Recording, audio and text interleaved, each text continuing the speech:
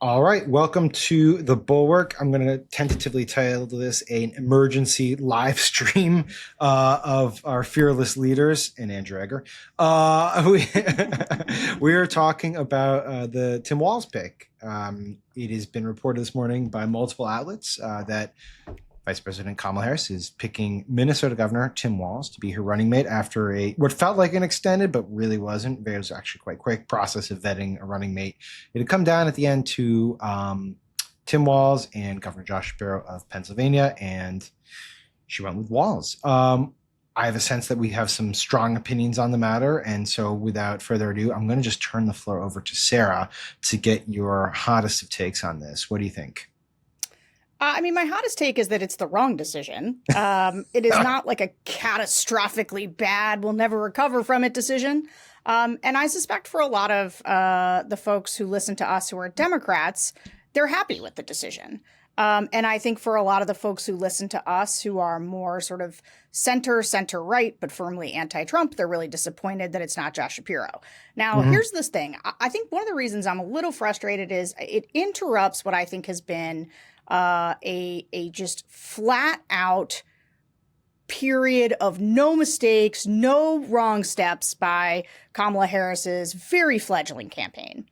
And right. And I think that they picked Walz for reasons that are not great. Mainly because I think that's the name they were hearing most from folks on the left. Progressives wanted him. Progressives did not want Josh Shapiro, despite the fact that Shapiro and Walz have not terribly different positions on Israel, on Netanyahu. I think because Josh is Jewish, because Josh has condemned the protesters a time or two when they were behaving poorly, that put him out of contention. And I think that's really frustrating because the fact is, Kamala Harris coming onto the ticket, she has energized the base in a way that has been, completely rejuvenating. Rejuvenating? Yeah. One of those. It's been like a renaissance. It's been a renaissance of feeling. I'll just go with a different word. And I think that the base is thrilled. And I think that the goal here was to figure out how you peeled off sort of center-right leaning independents in really key states, especially a state like Pennsylvania, which is the key of all the key states. They used to be the Keystone State. Maybe it still is, but they kind of changed. Now it's like something else. But anyway, the Keystone State. I'm from Pennsylvania. Yeah. And part of me being from Pennsylvania is look, if you get 60% of Pennsylvanians to agree on anything, like you're in the sweet spot. And more than 60% of Pennsylvanians agreed that Josh Shapiro had their approval. And so, I'm a little bit flummoxed by it, but I do understand why it happened. What is your take on what's the take for why it happened? And then we'll why go it happened. So here's one thing. I think that Democrats often have a little bit of like a cartoon version in their heads of what appeals to Republicans. And so I think that they think that Walz codes Republican in the sense that football coach, farm, has a lot of ag experience, wears a t-shirt and a hat, and talks kind of plain spoken. And so I think that they're like, he'll be fine. I think that here's, I'm sorry to go back to the negatives, but like one of my big concerns about Walz, who I know very little about. Right? Americans know zero about. Like when we did the focus group podcast on the VP pick, you and I, we were like, we don't have any sound for Tim Walz because nobody pays attention to Minnesota and nobody's heard of this guy before 2 weeks ago. Right. And so it's not that I think Walz is like the bad pick. It's that I think that there was a really good pick available and that they were afraid of their left flank, afraid of ruining the mojo. I think one of the things, you're right that it was a super truncated, fast selection process. But it was also enough time for everyone to get mad at each other again. I know. Well, it's funny because we didn't have a Democratic primary. We just obviously that's the way it worked because Biden bowed out. Harris was more or less anointed. And this was a proxy for the Democratic primary. Like usually in the Democratic primary, you have factionalism, left, center, boom, boom. They didn't have the opportunity to get it out of their system. And within 2 weeks of this truncated vet VPs, we saw it develop really rapidly. And Andrew You wrote about this morning in Morning Shots, but talk about what the last 3 days were like for Shapiro, which I think is important for the viewer because this was the backdrop upon which this decision was made. Yeah. I think it really was kind of a factor of this really compressed and truncated process where like momentary shifts in momentum ended up becoming really important because Shapiro was seen as like one of the top 2 or 3 people from the moment Kamala Harris got became the presumptive new nominee. And so, all of the kind of internal oppo machines started churning and we've seen a few kind of pretty potentially damaging stories coming out on Shapiro just in the last few days, in a way that, like, to your point, Sarah, nobody had really fired up that whole machine about Tim Walz yet. And I think that when little shifts in momentum matter, there was enough drag on Shapiro for that reason, as well as just for all the kind of structural reasons that you were already talking about, Sarah, that it kind of gave Walz this tailwind at where Shapiro was facing headwinds. I did want to follow up a little bit on the thing you were saying, Sarah, about kind of what Walz supposedly brings to the table, because I completely agree. It really does feel like a bit of sort of Beltway brain from all of these people in much the same way that like J.D. Vance circa 2018 was like a coastal elites version of a guy from Appalachia. It's not so clear to me. I mean, I'm from the Midwest. I grew up in Missouri and Iowa. It's not like people from the Midwest don't know anybody who is a liberal who shares their accent and who knows what a carburetor is. I mean, it's like it's not super clear to me that a conservative coding centrist or moderate or independent voter from Michigan or Minnesota or any of these places looks at a guy like Tim Walz and is like, oh, well, yeah, you're way more progressive than I am on a lot of stuff, but you kind of share a similar accent to mine, and that's cool. Like internally, like people, again, like a random independent from Iowa or Michigan or wherever, right, who looks at him like the cultural similarity is much less compelling than it necessarily looks like from a few states away. At least it seems that way to me. Let me add to that. There's because I think I have come from sort of the more progressive media universe, and this is stuff that like I've kind of navigated a little bit. There's a long-standing belief, and it may be right, it may be wrong, that Democrats can appeal to this community if they can simply talk and sell liberal progressive policies in a populist manner. You're shaking your head, Sarah. This is sort of the Bernie Sanders model, right? It's like, well, look, these people are with us when it comes down to the specifics. They want higher minimum wage. They want workplace protections. They want freedom to, choose their own health procedures. They're okay with gun control to a certain degree. But we need to talk to them in a populist manner. And that's why I think Tim Walz took off. His record is unabashedly progressive in Minnesota. I just want to go through this, and then Sarah, I'll take I have a question for you. This is just a sampling of his record as told by the New Republic article on his tenure in the 2023 Minnesota legislative session. Here we go. A little bit of a wind up here. Strengthen abortion protections, paid family medical leave policy, new child tax credit, restored voting rights for the formerly incarcerated, pre-registration for teenagers, driver's license for undocumented immigrants, background checks of private gun transfers, $1 billion investment in affordable housing, legalizing recreational marijuana, universal school meals, banning so-called conversion therapy, and expanding protections for transgender citizens. The legislature also passed a bill mandating a carbon-free electrical grid by 2040. Sarah, you've been in Republican politics for a while. Does that have any resonance with a certain segment of maybe MAGA-ish Trump voters who feel like they're not really part of a party, but like Donald Trump's populism? Yeah, look, I think if people were susceptible to sort of like a PowerPoint of policy preferences, you could get I don't think that those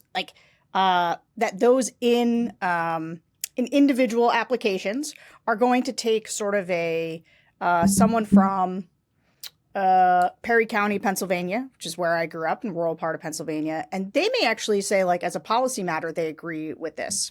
Yeah. And maybe, I don't know Walz well. And I so much about the ability, and Bernie Sanders, I think, did show this, where he was quite good at articulating a progressive set of policy positions. Like he could make the case for them in ways that I listen to Trump voters a lot. And the number of Trump voters whose second choice is Bernie Sanders. Right. Or like when they were doing their double haters thing, there's like a subset of people that would be like, I wish Bernie was getting back in the race. Even after they were mad about everybody being old, they still wanted Bernie back in the race. And so like there is, and look, there's a couple types of swing voters, right? There's not just one type of swing voters, but it is true that I would say I specialize in, and I think that the election hinges on college-educated suburban voters in Bucks County and Dauphin County and Cumberland County and Pennsylvania that have been like bluing up over the course of the Trump tenure. But there are also the Obama Trump voters. And that is the theory behind the Walz pick, is that there is a different subset of swing voters that maybe they can do better with. Mm-hmm. Here's why I think that that is unlikely to be true. You needed somebody, Kamala Harris's biggest problem is that she is seen as too progressive, a San Francisco liberal, which lives in the psyches of these voters in a way that is difficult to articulate, but like, you know what it means, right? That they when they hear it, it is a special trigger word. It's like, it's like the Manchurian Candidate. Like they hear San Francisco progressive and everybody's like, this is bad, don't do it. And so the idea, if you pick Josh Shapiro, everybody would have heard one word over and over again that tagged a certain way to them. They would have heard moderate. They just would have heard moderate over again. I was just watching the reactions on Morning Joe, and Nancy Pelosi's on. Nancy Pelosi is asked about the pick, and she begins by saying, oh, I think he's a great pick. I know him. He does great stuff. Boom, boom, boom. And then she's like, and people who call him progressive, what are they talking about? He is right down the middle. And I was like, oh, already playing defense. Right. They're already playing defense on the progressive label. So for me, people are going to be like, Sarah, you just wanted Josh Shapiro and you never Trumpers, whatever. Here's what I want, guys. As I always say, I am not in the electing Joe Biden business. I'm not in the electing Kamala Harris business. I'm in the beating Donald Trump business. And picking up Pennsylvania, essential. I know everybody's like, well, Tim Walz can do it. You don't know that. Let me tell you something. Picking somebody with a congressional record is a Russian roulette problem. Yeah, we don't know Russian his roulette votes. might not be the thing. We don't know his votes. There's a gajillion votes. He was in Congress for a long time. They're going to go through all of them. The things that you said, that you listed, are actually, I would say, the most popular of the progressive set of policies. Right. They're going to hit him with things like, how did he handle the Black Lives Matter protests in Minnesota? Yeah, which was not good. They're gonna hit him, like they're just gonna be able to say so. Whereas Josh Shapiro would have had a word that even for those voters who like might be responsive to those policy preferences, if you did it in a PowerPoint and you explained it to them over and over again, sure. Right.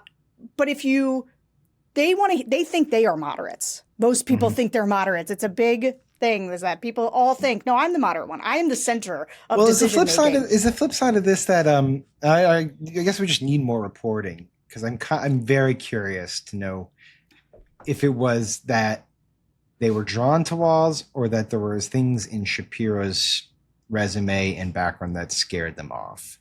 And I wonder, we'll probably get more reporting on that, but I also wonder if they concluded ultimately that yes, Shapiro is the more moderate of the two. And this is maybe code for Jewish, and I can say this because I'm Jewish, but if they're like, he's also the more elite looking of the two. And we already have the San Francisco progressive. We don't need an elite, young, Jewish, good looking, up and coming governor who screams like candidate of the elites, right? Again, this is all sort of coded with who wants Jewish a young, tropes. good-looking candidate? Why would you want that? But that goes without saying because he's Jewish. But Andrew, I'm kind of curious if I'm kind of curious. We need more reporting on this. But like the Walz-Harris partnership seems weird and forced in a way that the Shapiro-Harris partnership would not have been. But maybe there's something more to it that we just don't know. Yeah, and there was tons of scuttlebutt about, Democratic anxieties about, Shapiro being Jewish, about his his stances on Israel and things, although he was not very far off from Walz in terms of the actual nitty-gritty of how he feels about the state of Israel and Netanyahu and all these things. I personally felt about all that stuff much the way I felt about a similar like earlier period of bedwetting when it was the all Biden all the time people who are like, we can't risk getting him out of there, getting Kamala Harris in there. We can't risk, trying to get this like horribly sexist, racist nation to try to vote for a black person. We can't risk trying to get this horribly anti-Semitic country to vote when there's a Jewish person on the ticket. I'm just like, I mean, maybe there's some tail risk for like some voters in there, but it's just the narrative of like that's who we are and that's who the electorate is. It just kind of felt like, preceding the kind of horribleness of the American voters in a way that just seemed sort of ridiculous to me. The one other thing that I wanted to say, another weird cross pressure of all of this, is that you have two governors here, Tim Walz, who was first elected in 2018, and Josh Shapiro, who was first elected in 2022, right?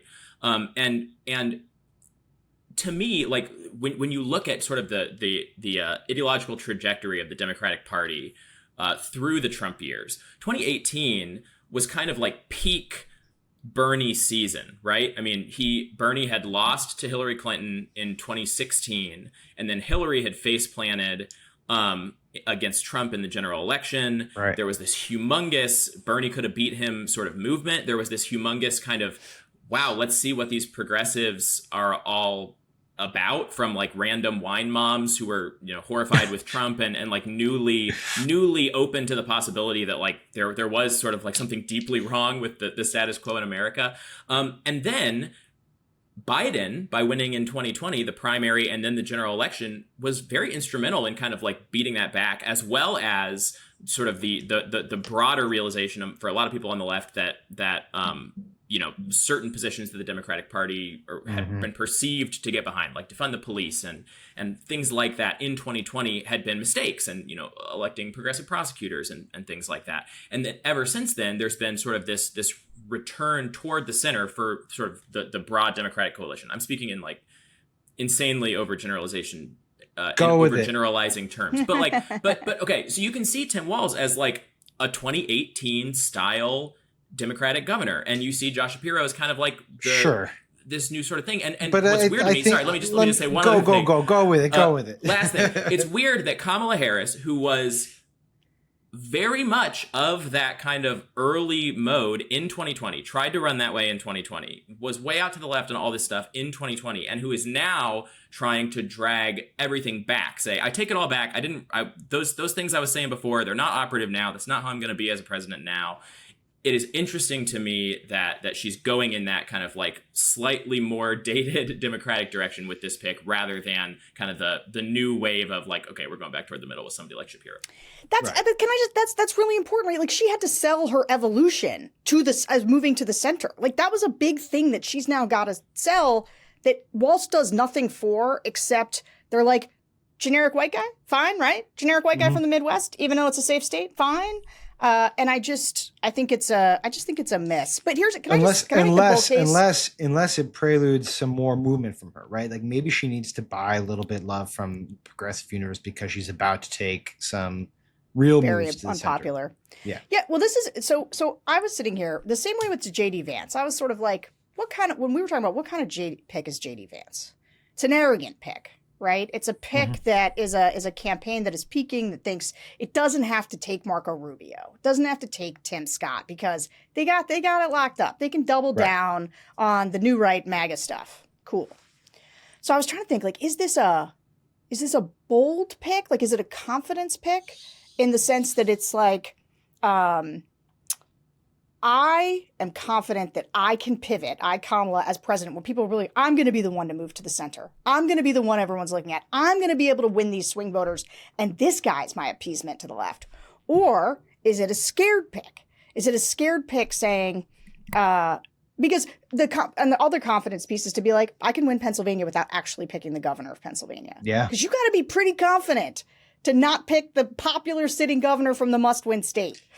If she loses Pennsylvania. But this is my question, this will Sam. look back. Yeah, go ahead. Do you think it's a scared pick, or do you think it's a bold pick, like confidence pick? My read on it, my honest read on it, is that it's a pick. It's a do no harm pick. and I know that sounds weird, but I think what ultimately happened is they found some stuff on Shapiro in this process. And look, it was bubbling up. We all heard about it, right? Like the aide that he had hired who had some serious sexual harassment issues and he didn't necessarily deal with it properly, or this weird case from 20 years ago, or like, you know, the biographical details involving Israel that seemed a little bit off. Like the weird Fetterman story that came this past week where it's like Fetterman's aides are wearing, like, there was a lot of noise. I don't think that's a reason not to take the pick. I think I'm with you. Like, if you can get Pennsylvania, get Pennsylvania. Like, that's the thing you make a play for. But ultimately, my read on it was that it wasn't really about Walz. It was about Shapiro. And they just didn't want to deal for the next 2 weeks until the convention with stories about this man's bio. Far easier to just deal with the story about, oh, well, you know, he doesn't add much, but he doesn't take away much. And then, you know, hope for the best. And so that's my read on it. I think that's right. I do think my guess is right. It gets, because I don't think it's a confidence pick. I also think it's sort of a do no harm, a little bit scared pick. Yeah. Like Josh Shapiro, because there started to be a sense that maybe he had baggage, it was going to look like actually kind of more of a swing than they had originally thought. Like they were going to have to take a swing to do it. They were going to have to really double down on picking up center-right voters. And they got really nervous at the idea of going into that convention divided. And it was just starting to feel like the party would be divided. Because, like, even though I think ultimately they have to win over voters like us or the center-right sort of anti-Trump voters. Right. And I've already heard from a lot of my friends who are in this kind of open space who are like, I'm going to write in Mitt Romney. Like, they're mad. They're mad about the Shapiro pick. Like, they're actively like, that would have shown that she was trying to win us over. She's not, so I'm out.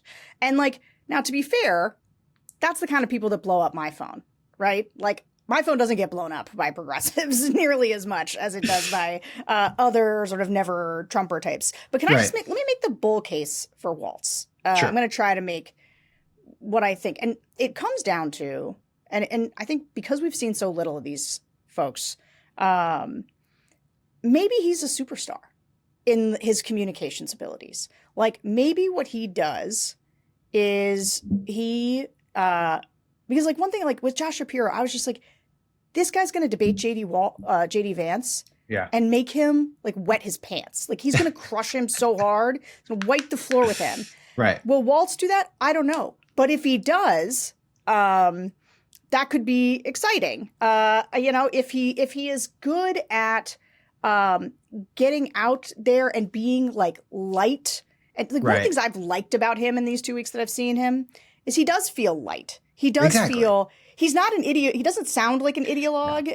And so if he's able to do that, there's something there. I will say, and we have to go in a little bit, but I will say this, like, I think we'll look back at these 2 weeks and I think this is almost a historic case of someone who's improved their political stock more than I can imagine anyone having done in a 2 week period. I mean, I'm trying to think of what Sarah Palin's process was like. I mean, it doesn't compare because Sarah Palin, no one even thought that was coming. It was so out of the blue. It was like, oh, he's sort of thought of as like maybe like a tertiary possibility, but like within 2 weeks, and it was primarily because of his communication skills, Sarah. It was like he went on there, came up with this weird idea, then tore apart JD Vance repeatedly, then like kind of went viral on TikTok, then had a great interview on cable news, and suddenly it's like, this guy's got some. What was it? The word that we used? Riz. He's got some riz. He's got the riz. He's got the riz. All right, Andrew, quick last thoughts before we have to go. Yeah, I hate to be like a downer about that specific thing because I do think that is like, you know, there's something to that. I do wonder if we're all going to be a little bit tired of the weird thing by like 3 months. I'm tired of the weird it's thing like already. I know. It's like it's an interesting unifying idea, but it applies too broadly in too many contexts to too many things. There's too many people reaching for it all the time. I'm already a little sick of the weird thing. Hopefully the whole electorate doesn't feel that way 3 months from now. Fair enough. No, we're political obsessives. It's different. Yeah, that's true. All right, we got to end it there. We will have plenty more to talk about on this pick, I'm sure, in the days and weeks ahead. Sarah Longwell, Andrew Egger, thank you guys both so much for joining us. So thank you guys for tuning into The Bulwark. Please subscribe to our YouTube channel, subscribe to our website. We need these subscriptions, and keep tuning in for content like this. Thanks.